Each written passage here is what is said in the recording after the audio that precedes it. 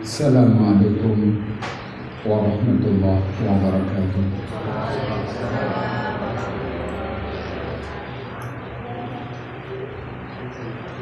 Alhamdulillah alladzi khalaqal mauta wal hayat liyabluwakum ayyukum ahsanu amala. Segala puji milik Allah yang telah menciptakan kematian dan kehidupan untuk menguji siapa di antara kami yang paling bagus amalnya. Tentu yang paling bagus amalnya yang paling ikhlas melaksanakan perintahnya Allah, yang paling sesuai dengan tuntunan Nabi besar Muhammad SAW. Kita tahu bahwa hidup ini adalah tempat imtihan, tempat ujian. Tak ada satupun manusia yang bisa bebas dari ujian dan cobaan yang Allah timpahkan kepada hamba-Nya. Sebagian orang lulus, sebagian gagal. Kita mengharap kepada Allah bahwa ujian yang diberikan oleh Allah kepada kita ini adalah untuk meningkatkan iman, sekaligus untuk mencapai ridhonya Allah Subhanahu wa ta'ala. Asyhadu an la ilaha illallah wa asyhadu anna Muhammadan abduhu wa rasuluh. Aku bersaksi bahwasanya tidak ada Tuhan yang patut diibadai dengan benar kecuali Allah, dan bahwasanya Muhammad adalah hamba dan utusannya. Qala Allah Ta'ala fi kitabihil karim, Allah berfirman di dalam kitabnya yang mulia, Qul in kuntum tuhibbunallah fattabi'uni yuhibbukumullah wa yaghfir lakum dunubakum wallahu ghafurur rahim. Sampaikan Muhammad, kalau kamu cinta kepada Allah, maka ikuti aku, ikuti sunnahku. Nanti Allah akan cinta kepadamu, mengampuni dosa-dosamu, karena Allah Maha Pengampun, Maha Penyayang. Ayat yang mulia ini merupakan ayat imtihan, ayat ujian. Artinya apa? Kalau kita cinta kepada Allah, tidak cukup dengan ucapan, tapi harus kita buktikan dengan mengikuti sunnah Nabi besar Muhammad sallallahu alaihi wasallam. Di antara sunnah yang ditetapkan, yang insya Allah dalam waktu dekat kita akan melaksanakan, yaitu Aidul Kurban. Ini imtihannya, ini ujian. Sebagian orang mampu, dia mungkin gonta-ganti sepeda motor, ganti mobilnya, merehab rumahnya, tapi dia tidak melaksanakan ibadah kurban. Padahal kurban mungkin harga kambing 2,5 juta, 3 juta. Tapi kok tiba-tiba terasa berat, ada apa ini? Karena itu Rasulullah sallallahu alaihi wasallam memberikan ancaman, man wajada sa'atan li ayyudhahiya falam yudhahi fala yaqrabanna musallana. Barang siapa yang mampu berkurban, tapi orang itu tidak mau melaksanakan, jangan dekat-dekat ke tempat sholat kamu. Seakan-akan Nabi enggan, cara Madura sengkah, gak seneng melihat orang punya kemampuan, tapi dia tidak mau berkurban. Hadirin yang dirahmati oleh Allah, sebelum kami sampaikan kajian kitab Riyadhus Shalihin, perlu kami ketengahkan ungkapan seorang ulama, karena kita tahu bahwa hidup ini adalah ujian, supaya kita menjalani hidup ini tidak galau, tidak berkepanjangan dalam bersusah payah. Maka kita merenung beberapa kalimat dari ulama ini. Apa itu renungan dari para ulama? Ada 3 ya. La salamata min kalamin nas, wala roha fid dunya, wala najata minal maut. Gak ada keselamatan, maksudnya tidak ada yang selamat dari ucapannya manusia. Wala roha fid dunya, dan tidak ada istirahat di dunia ini. Wala najata minal maut, dan tidak ada yang bisa selamat dari kematian. Subhanallah ya. Kalau kita merenung 3 hal ini yang diungkapkan oleh seorang ulama, kita hidup tidak terlalu berat. Yang pertama, di situ disebutkan nggak ada yang selamat dari ucapannya manusia. Sehebat apapun manusia akan diomong orang.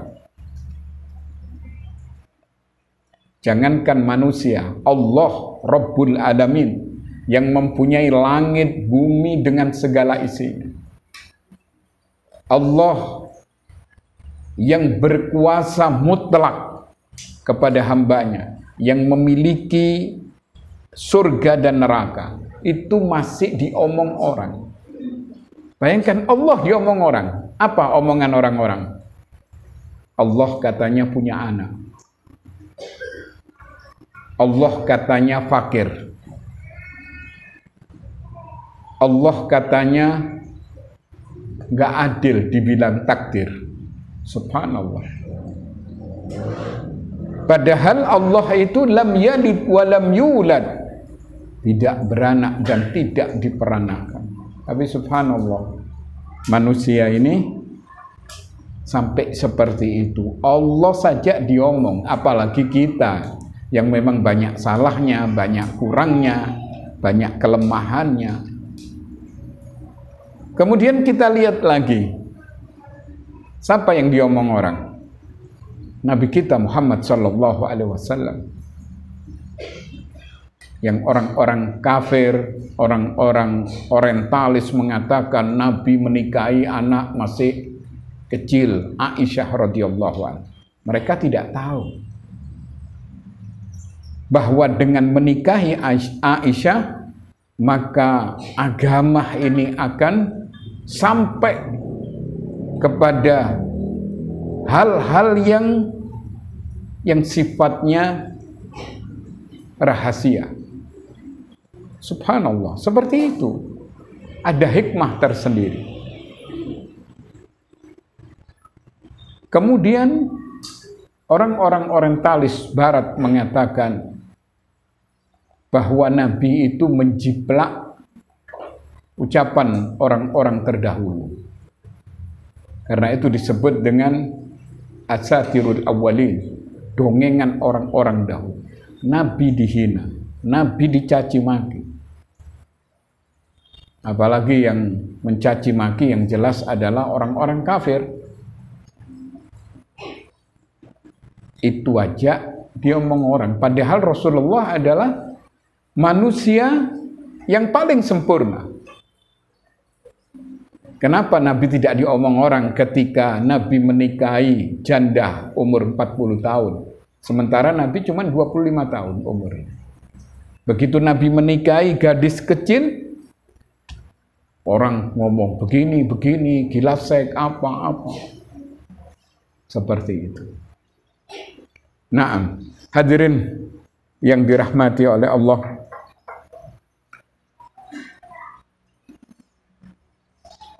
kemudian siapa sih manusia yang tidak diomong orang? Orang kaya dulu pernah mantu ya. Mantu otomatis namanya orangnya kaya, semua dipunyai. Ada buah-buahannya, ada makanannya, bisa imbu, prasmanan, pokoknya luar biasa. Apa terus tidak diomong orang? Tetap diomong orang. Yang katanya undi-undi ini atos, yang katanya ikannya agak amis, pokoknya diomong orang. Seperti itu. Apalagi kita ya, kita yang memang banyak salahnya, pantas kalau diomong orang. Tapi kita biar orang ngomong apapun, yang penting kita berjalan di atas kebenaran. Karena benar ucapannya ulama ini, la salamata min kalamin nas. Tidak ada yang selamat dari ucapannya manusia. Kemudian yang kedua, wala roha fid dunya. Nggak ada tempat istirahat di dunia ini. Maksudnya apa? Kita nggak bisa istirahat total ya. Kapan kita istirahat? Kalau kaki kita melangkahkan ke pintu surga, baru istirahat. Selama kita di dunia, ya ini jadinya. Pedagang misalnya, pedagang sepeda motor.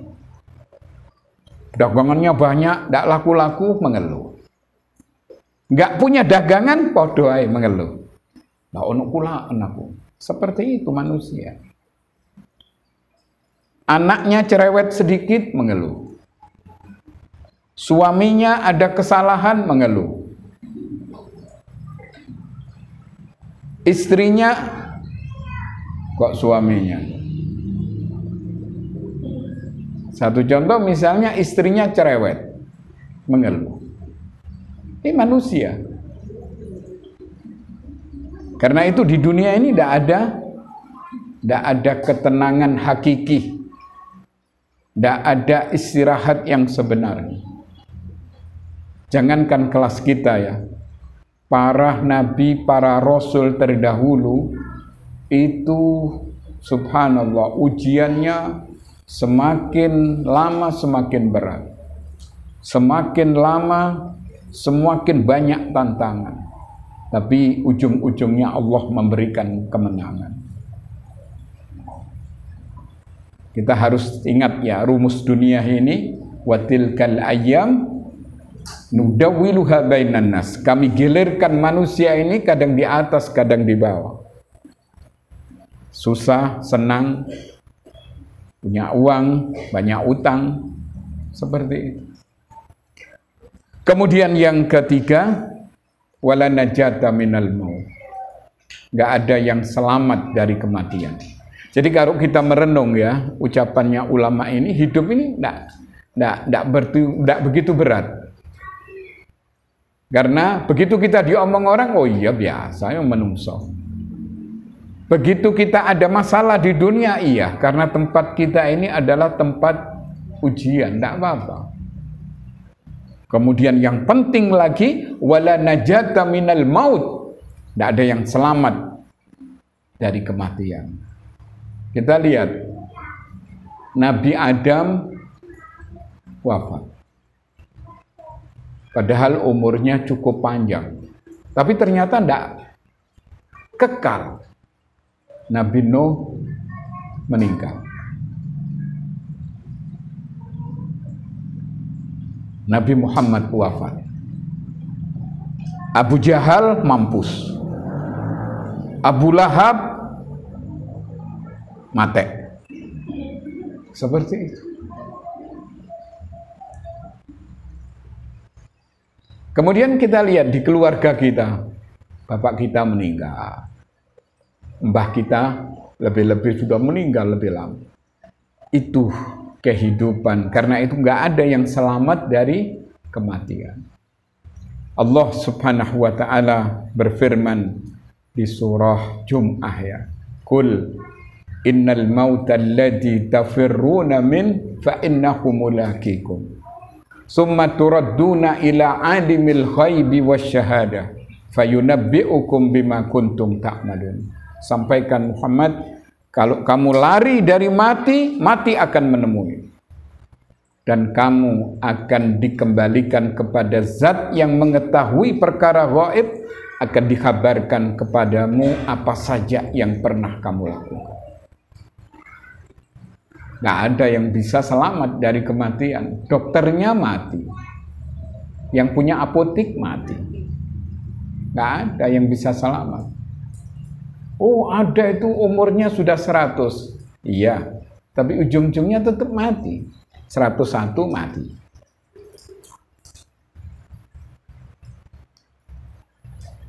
Nah, kalau kita sudah mengetahui akan hal itu, kita tidak terlalu berat menjalani hidup. Oh iya ya, masih aku tidak duwe duit, tidak apa-apa wis untuk sementara. Sama-sama kita mau mati juga. Yang punya uang mati. Bagaimana yang tidak duwe duit cepat mati. Hadirin yang dirahmati oleh Allah. Tapi yang jelas bahwa satu kepastian dari Allah soal mati, jangankan kita, orang kafir pun meyakini, orang orientalis meyakini bahwa dia mati. Cuman bagi kita, nah, persiapannya, bekalnya cukup enggak? Karena kalau enggak cukup, maka dia akan menjadi gelandangan nanti di akhirat. Tapi kalau bekalnya cukup, kita istirahat nanti di kuburan kita. Nabi pernah menyatakan al-kayyis man dana nafsahu wa amila lima ba'dal maut. Wal ajiz man adba'a nafsahu hawa wa tamanna 'ala Allah. Orang pandai itu adalah orang yang sanggup menundukkan hawa nafsunya untuk taat kepada Allah. Mempersiapkan bekal menghadapi mati sebelum mati. Sementara orang yang bodoh adalah orang yang mengumbar hawa nafsunya, di samping itu dia cuman angen-angen kepada Allah. Tanpa amal, angen-angen saja. Kepingin kurban, tapi tidak mau kurban. Aku kok tahun depan kurban. Begitu tahun depan ada uang, ternyata tidak kurban dia. Aku nambahi tuku sawah. Kapan selesainya? Aku ate ngecat omah. Oh, saya belum nyunatkan anak saya, belum rame-rame. Akhirnya tidak kurban. Angen-angen saja. Itu menunjukkan satu kebodohan. Kepingin datang ke pengajian, ternyata kepingin saja. Aku ajane seneng nang pengajian ini sampai ambil tidak tahu teko. Ini sama dengan gombal ya. Seperti itu. Nah, hadirin yang dirahmati oleh Allah, itu 3 langkah untuk menghadapi hidup ini supaya kita tidak galau. Maka kita teruskan kajian kitab Riyadhus Shalihin. Kita sudah masuk di bab sabar, ya. Bab sabar, babus sabar. Biasa di dalam Al-Quran, biasa di dalam kitab Riyadhus Shalihin ini mesti diawali dengan beberapa ayat-ayat suci Al-Quran. Di surah Al-Imran ayat 200, Allah memanggil kita, ya ayyuhalladzina amanusbiru wasabiru. Wahai orang-orang yang beriman, bersabarlah dan tingkatkan kesabaran. Ini perintah dari Allah kepada kita bahwa hidup harus punya kesabaran yang kokoh, kesabaran yang ganda. Di dalam ayat ini Allah menyatakan, wahai orang-orang beriman, bersabarlah terhadap ujian-ujian ini dan tingkatkan kesabaran. Karena nggak benar ya kalau ada orang mengatakan sabar itu ono batasnya. Tidak. Sabar itu tanpa batas. Dan Allah ya menguji manusia ini tidak mungkin tidak punya kemampuan. Hanya mungkin karena imannya lemah, azimahnya rendah, kualitas keyakinannya sangat rapuh. Itu bisa juga seperti orang diuji dengan suaminya nikah lagi misalnya, ya mohon maaf, akhirnya sampai bunuh diri, sampai kayak wong stres. Saya pernah baru aja ya ngisi di Bangil. Di Bangil ini dia mengatakan, laki-laki mengatakan, Ustadz ya apa ini? Saya punya istri, sudah punya banyak anak saya. Kemudian saya nikah lagi. Itu istri saya seperti orang gila. Katanya. Jadi kalau kelihatan saya tuh ngamuk luar biasa seperti orang kesurupan. Saya bilang, ini sampean ndak mentarbiyah langsung tiba-tiba nikah, tiba-tiba rabi maneh. Sebetulnya harus ada tarbiyah, ada didikan. Seperti itu, enggak. Ini kan sunnah Nabi lah. Enggak seperti itu, ada tarbiyah. Punya kemampuan apa enggak? Seperti itu. Nah, terus siapa ini wis kadung gitu. Padahal Allah menyatakan la yukallifullahu nafsan illa wus'aha. Seorang tidak akan diberi beban kecuali menurut kemampuannya. Seperti itu.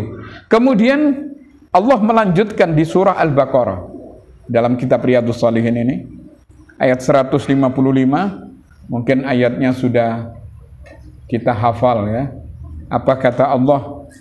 Walanabluwannakum bisyai'in minal khauf wal ju' wa naqsim minal amwali wal anfusi wath thamarat wa bassiris sabirin. Ini wawu kosam. Kalau bahasa Arab ini artinya wawu sumpah. Allah bersumpah pasti aku akan menguji kamu dengan sesuatu. Apa itu? Al-khauf, rasa takut. Nggak ada ceritanya manusia ini nggak punya rasa takut. Pasti ada. Takut kalau anaknya nggak diterima di perguruan tinggi misalnya. Takut kalau anaknya terseret narkoba. Takut kalau anaknya tidak bisa ngaji. Takut. Ini semua adalah ujian. Takut kalau tidak punya pekerjaan. Takut kalau menjadi pengangguran. Padahal nganggur itu paling enak. Kita merasakan ya, kalau sibuk ini tidak enak. Terlalu sibuk. Pernah kami pengajian harus mulai pagi. Saya pikir-pikir ya sibuk sekali ya. Ternyata tidak nyaman sibuk. Terlalu sibuk tidak enak. Sing enak itu nganggur. Pokok duit-duit loh ya. Kenapa? Sebab kalau kita nganggur, kita bisa melakukan apa saja. Kita bisa sholat duha sampai 8 rakaat. Kita bisa baca Quran 1 juz setiap hari. Kita bisa berzikir, kita bisa berdoa leluasa. Kenapa? Karena nganggur, enak nganggur. Kemudian apa lagi? Walju, ujian yang Allah berikan berupa alju, kelaparan. Sekarang ini sudah hampir nggak ada orang lapar. Sampai orang gelandangan pun makan. Tapi di zaman Nabi, ujian kelaparan itu dirasakan oleh para sahabat. Ada satu cerita ketika para sahabat ini diusir oleh orang tuanya. Mereka diintimidasi oleh orang-orang kafir, harus keluar dari rumah itu. Dia harus berhijrah sampai Nabi menyiapkan masjid untuk menampung orang-orang yang melarat-melarat, orang-orang yang tidak punya. Ashabus Suffah ya.